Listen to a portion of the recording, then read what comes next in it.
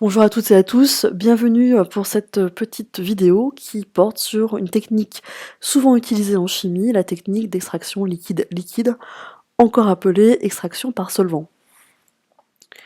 Alors, de quoi s'agit-il? L'idée, c'est d'extraire une espèce chimique qui est ici représentée par la pastille rouge, qui se trouve dans un liquide, dans un solvant initial, représenté ici par un carré bleu, avec éventuellement d'autres espèces chimiques. Comment va-t-on opérer? Eh bien, on va choisir un autre solvant qu'on va qualifier de solvant extracteur qui va répondre à des critères bien précis. Premier critère, l'espèce chimique que l'on souhaite extraire doit être plus soluble dans le solvant extracteur par rapport au solvant initial. Et puis, deuxième critère, le solvant extracteur doit être non miscible avec le solvant initial et de densité différente, et je devrais même dire densité différente et connue, comme la densité du solvant initial. Je m'explique, en effet, il est important de connaître les densités pour pouvoir justifier ou comprendre ou repérer les positions relatives des deux solvants. Dans mon exemple, ici, le solvant extracteur se trouve au-dessus du solvant initial. Cela sous-entend qu'il a donc une densité plus faible que celle du solvant initial. Alors, si on a affaire à un solvant qui correspond à de l'eau, on dira que l'ensemble, ce solvant, constitue la phase aqueuse. Si le solvant qu'on utilise n'est pas de l'eau, en l'occurrence c'est une espèce chimique organique, comme c'est bien souvent le cas dans ce genre de manipulation, eh bien on dira que ce solvant constitue la phase organique. Donc pour justifier les positions relatives des phases, pour dire quelle est la phase au-dessus de l'autre, il faut regarder leur densité.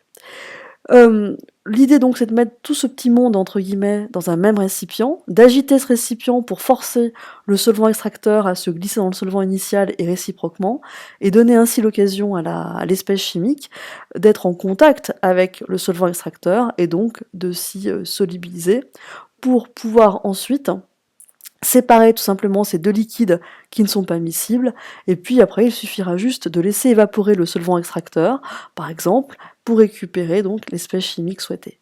Donc la technique s'appelle aussi donc extraction par solvant, ça je pense que vous avez compris pourquoi, mais aussi on parle d'extraction liquide-liquide, tout simplement parce que l'espèce chimique quitte un liquide initial pour aller vers un autre liquide qui a le statut de, entre guillemets, liquide extracteur. Quelle verrerie va-t-on utiliser? Elle vous est peut-être déjà familière, c'est l'ampoule à décanter.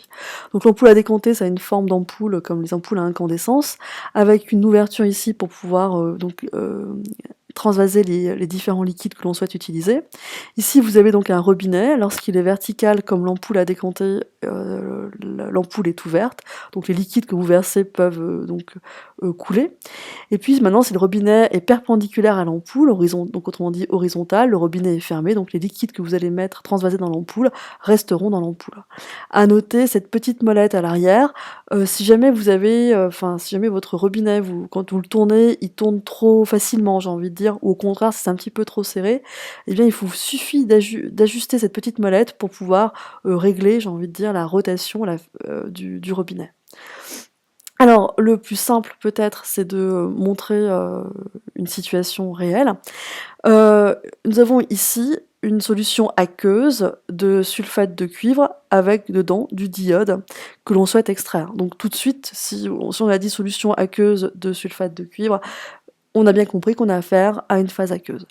On a fait des petites, on imagine qu'on a fait des petites recherches dans la littérature, dans le livre, sur internet, enfin peu importe. Et si l'on souhaite extraire le diode, il peut en résulter un exemple de solvant extracteur, ce serait le cyclohexane. Notez qu'il est ici incolore, c'est un solvant organique qui ne contient pas d'eau, il contient que la molécule organique cyclohexane, et en général, comme tous les solvants organiques, les vapeurs sont pas du tout agréables à respirer, elles sont même nocives et irritantes pour la plupart d'entre elles, d'où l'intérêt de mettre une petite coupelle de pesée pour éviter de trop inhaler. Donc, l'idée, c'est d'utiliser donc une ampoule à décanter, bien sûr, sous sa potence ici en bois, donc le robinet est horizontal, donc il est fermé, les liquides vont pas couler, et en général, donc à l'ampoule à décanter est associé un bouchon en plastique. Donc on va verser un volume donné de solution initiale, donc la phase aqueuse ici, et on va mettre après la phase organique. Donc faut pas croire que la phase organique est toujours la phase supérieure, hein, ça dépend vraiment de la densité. Donc ensuite on verse la phase organique qui est incolore initialement, d'accord, hein, vous avez vu que la phase initiale, la phase aqueuse est plutôt de couleur turquoise, on va dire, vert.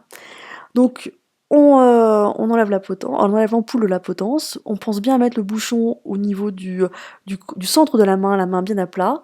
On n'incline pas l'ampoule à décanter horizontalement ni verticalement, mais à 45 degrés par rapport à l'horizontale, et on dégaze tout de suite avant d'agiter parallèle au corps. Et régulièrement, on ouvre le robinet, ce qu'on appelle le dégazage. Alors pourquoi faire cette étape-là? Tout simplement parce qu'en général, les solvants organiques sont souvent volatiles, et le fait d'agiter échauffe le liquide, et donc le fait passer à l'état vapeur. Donc si on ne dégaze pas, on peut avoir une accumulation de gaz dans l'ampoule. Donc vous voyez là ici, je réajuste le robinet.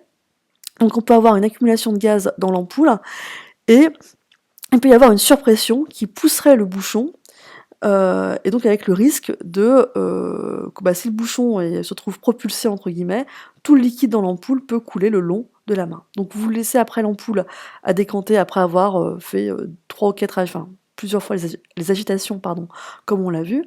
Donc ensuite, vous laissez l'ampoule donc sur la potence, et vous voyez que les deux liquides reprennent leur position relative, c'est ce qu'on appelle l'émulsion. Donc vous verrez des petites gouttelettes qui vont se séparer, hein, et reprendre les positions associés, et vous avez vu que le cyclohexane ici n'est plus incolore, tout simplement parce qu'il contient maintenant du diode. Donc il suffit juste maintenant d'ouvrir le robinet en pensant bien à enlever le bouchon. C'est très important d'enlever le bouchon pour que le liquide puisse couler. Et puis donc vous récupérez les deux liquides dans deux béchers différents, les deux phases dans deux béchers différents, sachant que ça c'était donc à gauche le mélange initial. Au milieu, donc, vous avez le diode qui nous intéresse, extrait dans le cyclohexane qu'on pourra laisser évaporer par la suite. Et donc, on récupère ensuite la solution aqueuse de sulfate de cuivre, qui est, comme vous le savez, de couleur bleue. Et donc ici, qui ne contient apparemment plus de diode. Voilà, je vous dis donc à bientôt pour d'autres explications de techniques en chimie.